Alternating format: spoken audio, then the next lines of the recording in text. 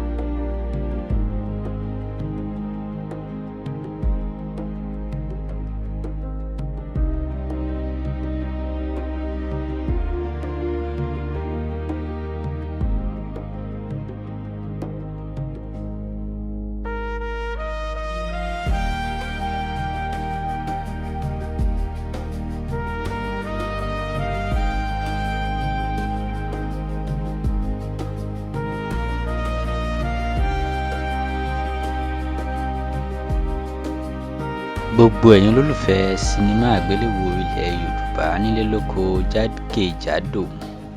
Sinimá ńlá kan ni mo gbé wá fún yín lénìí. Sinimá yìí àkọlé ẹ̀ ló ń jẹ́ Ọkùnrin ni mí. Sinimá yìí gbẹnu tán, sinimá yìí ó gẹ̀rẹ̀gẹ̀jigẹ̀. Sinimá ńlá ni o, sinimá tó jẹ́ pé ẹ ní wò kẹ́ tutù ẹ̀ dànù. Òun ni sinimá yìí.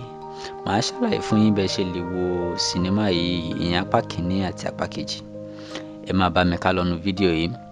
Sinimá Ọkùnrin ni mí gẹ́gẹ́ bí mo yín sọ fún wa. Sinimá yìí ó gbẹnu tán. Sinimá tó dé bẹ́ẹ̀ ni. Ẹ mọ̀ pé mo ti ṣèlérí fún yín pé nínú channel yìí àwọn sinimá tó bá gbẹnu tán, sinimá tó dé bẹ́ẹ̀, sinimá tó wà very interesting ni màá máa mú wá fún yín kẹ́ ẹ lè lọ wò. Sinimá Ọkùnrin ni mí yìí náà ó wà very very interesting. Sinimá yìí dá lé lórí Debbie Shokoya tó jẹ́ pé ó ń bá ọkọ ẹ̀ ná owó nínàkúnà bẹ́ẹ̀ ni, tí ọkọ ẹ̀ dẹ̀ jẹ́ Làgbé, ìyẹn Habib Làgbé, òun ni ọkọ. Nínú sinimá yìí wọ́n ti ná gbogbo owó tán, bẹ́ẹ̀ ni Làgbé ó ti wà ní kólóbó, kò níṣẹ́ lọ́wọ́ mọ́, kò dẹ̀ lówó mọ́. Àárín wọn ti wá dàrú nítorí pé gbogbo high class life tó ń live, tó jẹ́ pé expensive life tó ń live yẹn kò lè live ẹ̀ mọ́, ìyẹn ìyàwó kò lè gbowó lọ́wọ́ ọkọ mọ́.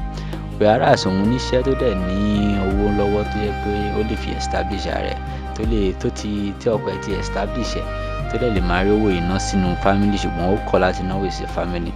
Ìròyìn tó àfojúbà tẹ́bádé nínú sinimá yìí, ìgbà yẹn lẹ máa mọ̀ pé sinimá yìí ó kọjá nǹkan tá lè máa fi ẹnu ròyìn ẹ̀. Bẹ́ẹ̀ ni, nínú apá kejì sinimá yìí gan, tí apá kejì sinimá yìí máa bí, ó tún máa yàtọ̀ pátápátá, tẹ́ tún máa wò pé àṣé pé ọ̀nà tí ọkùnrin ìyẹn Habib Làgbé tó máa gbà yọ sí Debbie Shokoya òun lélẹ̀. So sinimá tẹ́ bá fẹ́ wò, bóyá ẹ fẹ́ wò apá kìíní, kí lẹ máa ṣe? Ẹ bọ́ sínú description box yìí lẹ́yìn tẹ́ ti like video yìí tán. Ẹ rí dájú pé like video yìí, ẹ subscribe channel yìí, kẹ́dẹ̀ notification bell yín. Ẹ bọ́ sínú description box yẹn, ẹ dẹ̀ máa rí link yẹn, ẹ click ẹ máa wo part 1 lójú screen yín, bẹ́ẹ̀ ni lọ́fẹ̀ẹ́ ni. Tẹ́ bá fẹ́ wo part 2 ìyẹn Ọkùnrin ni mí, ẹ like video tẹ́ ń wò yìí, ẹ subscribe channel tẹ́ wà yìí, ẹ tan notification bell yín. Ó ṣe pàtàkì fún yín láti rí part 2 yẹn wò látọ̀dọ̀ wa. Ẹ wá bọ́ sínú comment section, ẹ comment síbẹ̀ pé Ọkùnrin ni mí part 2 kí wọ́n bá yín release ẹ̀.